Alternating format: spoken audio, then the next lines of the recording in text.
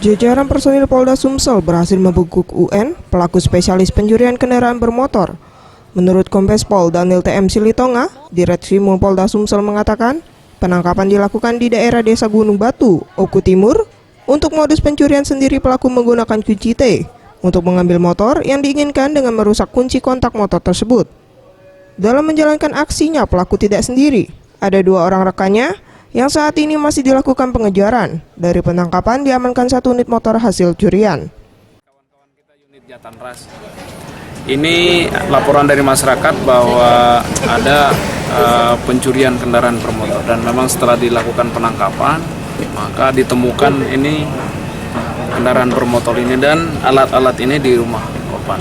Dan hasil pemeriksaan memang yang bersangkutan inisial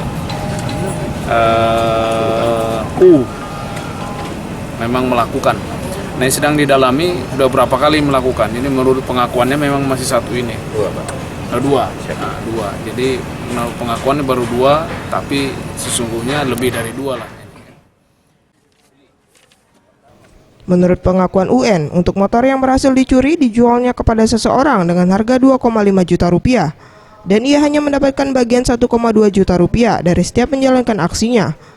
Untuk uang hasil curian, ia gunakan untuk memenuhi kebutuhan sehari-hari bersama keluarganya.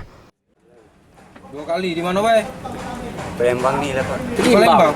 Di mana ya? Di mana? Di Palembang. Kurang tahu aku namun-namun ini. Dah, sano.